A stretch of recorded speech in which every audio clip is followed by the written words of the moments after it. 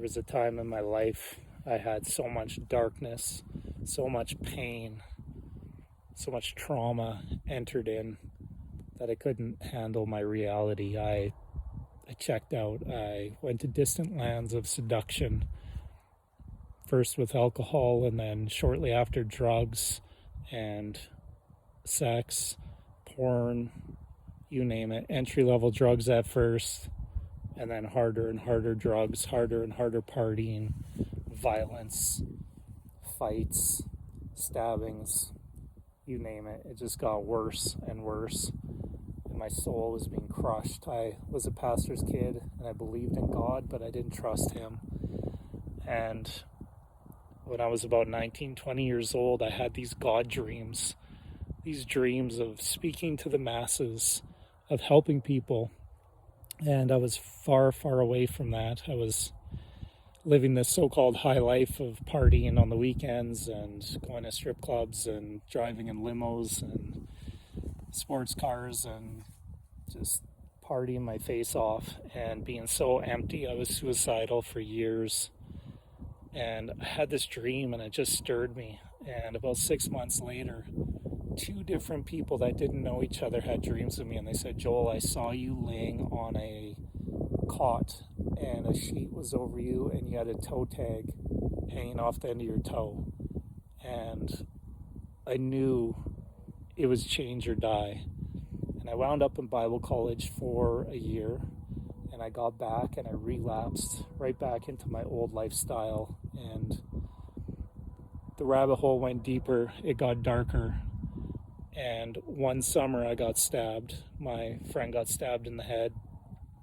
Another guy got stabbed in the stomach 3 times. I got stabbed in the arm and in the head. And it's a story that I'll share more in detail another time, but the knife went in everybody and it didn't go in my head. God did a complete miracle. He spared me. An angel put his hand up, or God put his hand up, stopped that knife from going in my head. And I felt that summer, I either change or die.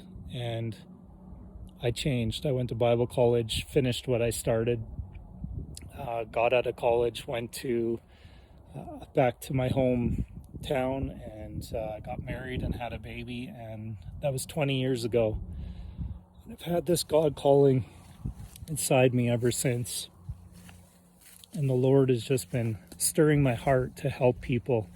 I've had friend after friend after friend from school, from back in the day, that have overdosed. They've died from alcohol, murder, drugs, you name it.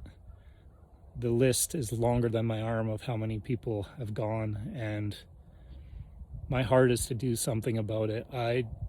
This world can be dark, this world can be so hard, but there's hope, and there's light, and there's love, and I've met that light, and I've met that love, and his name is Jesus Christ, and he entered my life and changed me from the inside out. It took time, for sure.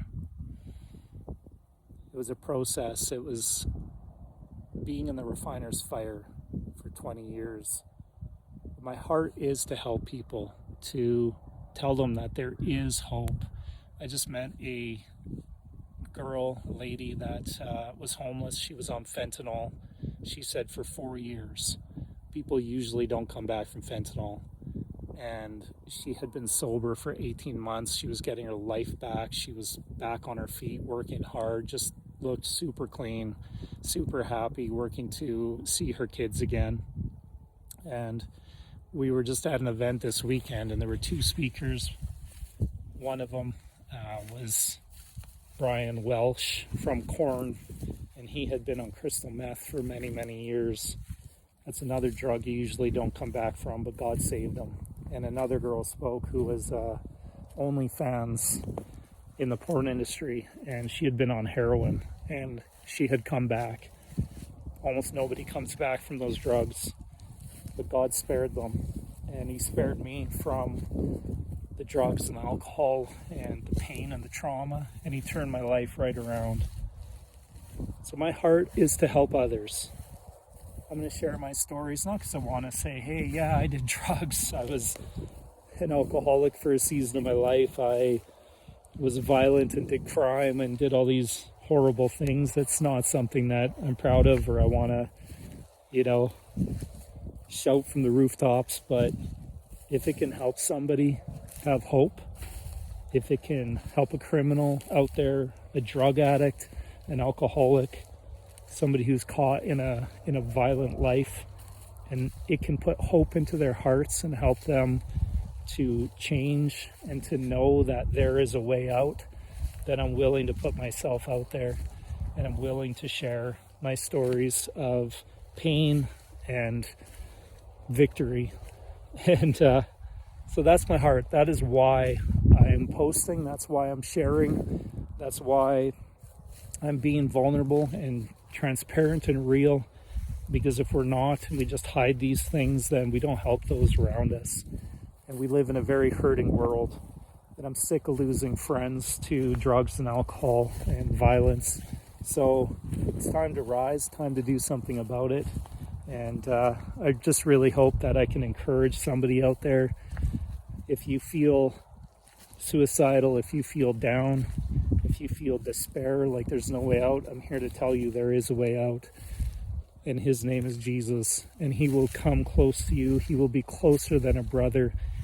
People mock him. People will mock me because I believe in Jesus Christ. But I can tell you, I know him. We have a relationship. I walk with him. I talk with him. It's not about religion. Religion is empty. It's about relationship, a relationship with the God who created you. And that's what I'm here to tell you, is that I will proclaim my faith and my freedom. And I love my family. And man, I just want to encourage you that, if you're struggling, man, just pray. Ask him to come. Ask him to help you. He's faithful. He's true. The Bible tells us he's closer than a brother. He will come into your life and he will change you if you're serious and if you really cry out to him. He will come for you like a good shepherd comes for his sheep. So, love you guys. God bless and be encouraged.